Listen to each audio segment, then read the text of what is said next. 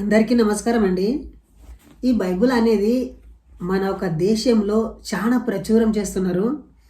ఇది మన సాంప్రదాయాలను, మన ఒక కట్టడాలని, మన నిబంధనలని తిరస్కరిస్తుంది. ఇదే ఒక చెప్తుంది ఎలా నడవాలని మానవానికి. అది ఎట్లుంటుందంటే పూర్వ సమాజానికి విరుద్ధంగా ఉంటుంది. ఎందుకంటే ఒక భారతీయుడు భారతీయునిగా జీవించలేదు. భారతీయునిగా జీవింప చేయడానికి ఇది సహాయపడతలేదు. ఎందుకంటే భారతదేశానికి చాలా వ్యతిరేకంగా ఇది ఉంటుంది. ఎందుకు అలా రాశారు అంటే, ఈ బైబుల్ రాసే వ్యక్తి ఈ భారతదేశాన్ని ఒక మబ్బు పట్టించి, ఒక అబద్ధానికి గురి చేసి, ఒక సైకాలజీకి గురి చేసి ఈ భారతదేశం నాశనం చేద్దామంటున్నాని ఈ యొక్క బైబిల్కి ఉద్దేశం కాదు. ఎందుకంటే అప్పట్లో వాళ్ళకు తెలియదు ఈ బైబిల్ భారతదేశానికి చేరుతుందని. ఎప్పుడైతే ఈ బైబిల్ భారతదేశానికి చేరిందో ప్రపంచానికి ఏమవుతుందంటే బైబిల్ ఒక్కటే నిజము, బాకీ అన్నీ అబద్ధము అని చెప్తుంటారు. సో నేను చెప్తుంటా, భారతదేశాన్ని ఒక గందరగోళం చేసేటటువంటి లక్షణాలు దీంట్లో ఉంటాయి. అంతేకాకుండా దీంట్లో స్టార్టింగ్ మాత్రం ఉంటుంది, కానీ ఎండ్ మాత్రం లేకుంటుంది. అంటే ఏదైతే వాళ్ళు మొదలు పెడతారు కదా దాన్ని పూర్తిగా చేయలేరు. అవి యావో ఈ వీడియోలో మీకు క్లుప్తంగా చెప్తుంటా. వీడియోని ఫస్ట్ నుండి లాస్ట్ వరకు చూడండి, అప్పుడే మీకు అర్థమవుతుంటుంది. సో వీడియోని కాక కొత్తగా చూస్తుంటే లైక్ చేసి సబ్స్క్రైబ్ చేయడము మర్చిపోకండి. ఎందుకంటే విందు అయిన సోదరులు నాకు చాలా సపోర్ట్గా నిలబడాలి. మన దేశం కోసం, మన రాజ్యం కోసము మనం పోరాడి ఈ క్రైస్తవులు వెళ్ళిన సోదరులని మనం రక్షించుకోవాలి. ఎందుకంటే ఆ సోదరులు పెట్టే ఎలాంటి దోషం, ఎలాంటి కక్ష లేదు మనకు. కానీ వాళ్ళు ఒక అబద్ధాన్ని, ఈ బైబిల్ నమ్మి ఒక అబద్ధాన్ని నిజమని నమ్మి పొరపడుతూ మన దేవుళ్ళని, మన దేవతలని నిందిస్తూ, ఈసిస్తూ మీరంతా వేస్ట్గాలు, రాళ్ళు రప్పలు అని అంటుంటారు. నిజంగా ఈ బైబిల్ని రాయడానికి కారణం ఎవరు? ఇలాంటి పరిస్థితి గురిగాడికే ఎక్కడి నుండి వచ్చిందని అంటే, బైబిల్లో మోషే అనే వ్యక్తి ఉంటాడు. ఈ మోషే అనే వ్యక్తి ఏం చేస్తాడంటే ఫరో రాజుకాడ ఉంటాడు. ఫరో రాజుకాడ ఉండి 40 సంవత్సరాలు ఆయన రాజగృహంలో ఉంటాడు. ఈ బానిసలుగా 400 సంవత్సరాల క్రితం బానిసలుగా వెళ్ళిన మళ్ళొక గ్రూప్ ఉంటుంది, అది ఇశ్రాయేల్ గ్రూపు. ఆ గ్రూప్లోనే ఒక చిన్న పిల్లాడు తప్పిపోయి ఒక ఫరో రాజుగా పెరుగుతాడు. అప్పుడు ఆయన 40 సంవత్సరాలు అయినప్పుడు ఆయనకు తెలుస్తుంది వీళ్ళు నా ప్రజలు అంటున్నాని. ఒకనాడు ఒక ఐగుప్తివాడు ఈ ఇశ్రాయేల్ ప్రజలని చంపుతుండగా చూసి ఆ ఒక ఇశ్రాయేల్ ప్రజలను రక్షించి ఐగుప్తుని చంపి పాతి పెడతాడు. ఉసుకలు పాతి పెట్టినప్పుడు ఆ సంగతి వాళ్ళకి ఎరకైతుంది, ఆ ఒక ఫరో రాజుకి ఎరకైతుంది, అరే ఈడు బానిస కొడుకు అంటున్నాని. అప్పుడు ఆయన ఆ ప్రాంతం నుండి దెంకొని పోయి ఒక అడవిలో ఉంటాడు. ఆయన ఉండి గొర్రెలు కాసుకుంటూ అతనికి ఒక ఆలోచన కలుగుతుంది. అరే మనము ఒక దేవుడే అనేటి క్రియేట్ చేస్తే బాగుంటుంది కదా, ఆ దేవుడే మమ్మల్ని తోలిచ్చే అటునని ఫరోకి ఒక అబద్ధం చెప్పి ఆ ప్రజలను అందరినీ తోలుకొని వస్తాడు. ప్రజలని ఆ ఒక ప్రాంతం నుండి తోలుకొచ్చి ఎక్కడి నుండి అయితే తోలుకొస్తాడో వాళ్ళకి సక్రమంగా ఇంకొక ప్రాంతానికి చేరాలి కదా. ఇప్పుడు అక్కడ అబద్ధం ఆడి తోలుకొస్తున్నాడు. ఆ నుండి తోలుకొచ్చిన ప్రజలను క్షేమంగా మళ్ళొక ప్రాంతానికి క్షేమంగా తీసుకురావాలి కదా. తీసుకురాలేదు, ఆయన స్వయంగా అక్కడనే చనిపోయాడు, ఇతరులను కూడా అక్కడనే చంపేశాడు. సో దయచేసి ఆ ఒక మాటలు ఈ ఒక బైబిల్లో ఉంటాయి, నేను క్లుప్తంగా మీకు చదివి వినిపిస్తా. బైబిల్ ఉన్న వాళ్ళు నిర్గమకాండము 5వ అధ్యాయం చూడండి. తర్వాత మోషే అహరోనులు వచ్చి ఫరోను చూచి ఇశ్రాయేలు దేవుడైన యెహోవా అరణ్యంలో మాకు ఉత్సవం చేయుటకు నా జనులు పోనిమ్మని ఆజ్ఞాపించిడి. అప్పుడు ఫరో నేను అతని మాట విని ఇశ్రాయేలును పోనిచుటకు యెహోవా ఎవడు? చూడండి, ఈ యెహోవా అంటే ఎవరు? ఈ మోషే అహరోను ఇద్దరు కలిసి ఎక్కడ వెళ్ళారు? ఫరో రాజు దగ్గరికి వెళ్ళారు. అక్కడ ఏమంటున్నారు?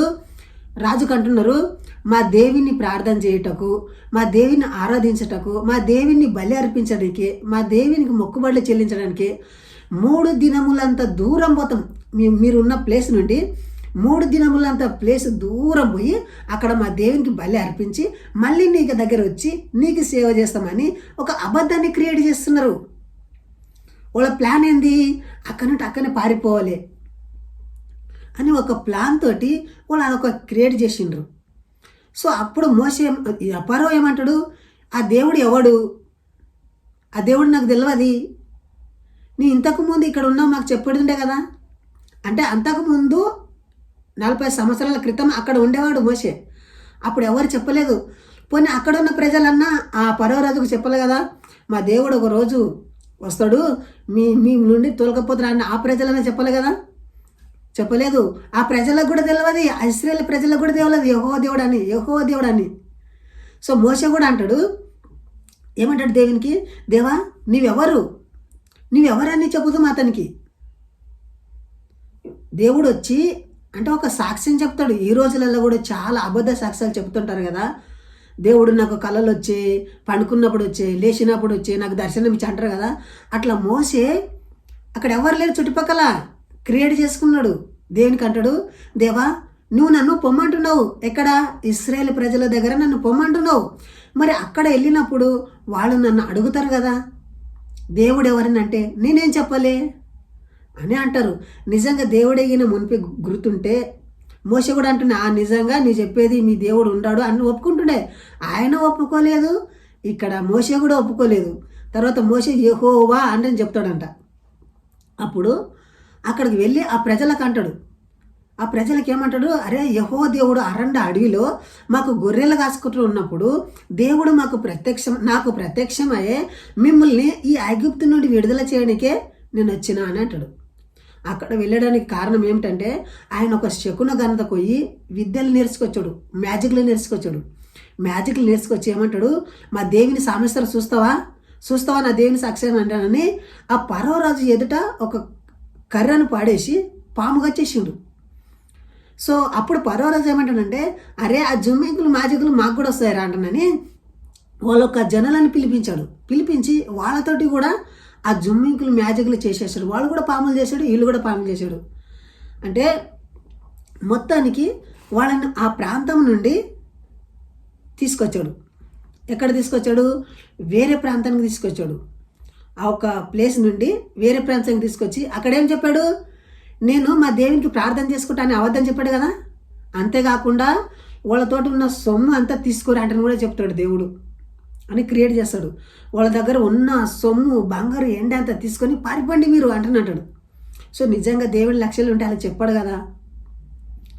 వాళ్ళ అక్కడ నుండి దోసుకొని ఆ గ్రంథం అంతా చూస్తుంటే ముందల యుద్ధాలు కొట్లాటలు ఇవే జరుగుతుంటాయి వాళ్ళకు.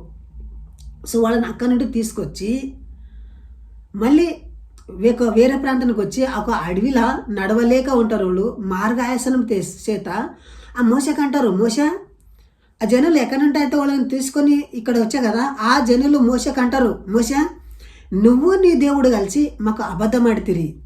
అదేం అబద్ధం అంటే మాకు ఇక్కడ తిన్నికే అన్నం లేదు, తాగానికే నీళ్ళు లేవు. ఈ అరణ్యంలో నువ్వు నీ దేవుడు కలిసి మమ్మల్ని సావానికి వస్తే ఈ అరణ్యంలో అని అంటారు.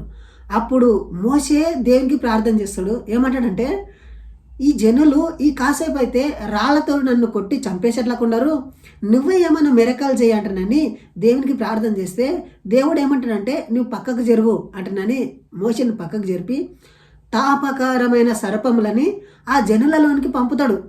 అప్పుడు ఆ పాముల చేత చంపబడి అనేక మంది చనిపోతారు. చూడండి ఇక్కడ ఏమి లాజిక్ ఉంది.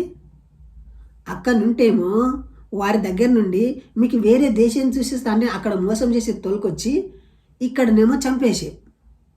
సో ఇప్పటికి కూడా యేసుక్రీస్తు చిలువ మీద చనిపోయి నేను ఇదిగో త్వరలో వస్తా అంటే చెప్పిండు.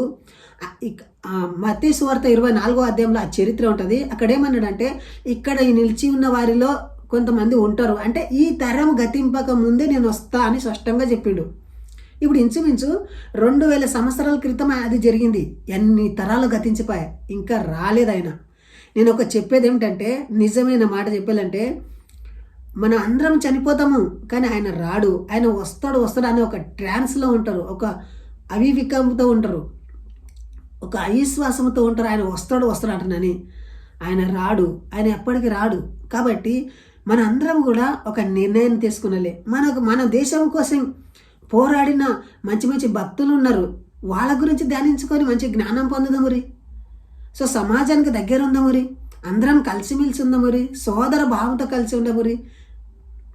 సో బైబిల్ ఏమంటుందంటే నేను ఒక్కనే దేవుడు, ఇంకెక్కడ దేవుడు లేదని అంటది. కానీ మన హిందుత్వంలో అందరు దేవుడు, నేను ఒక్కనే దేవుడు అంటున్నాను ఎవరు చెప్పుకోలేరు.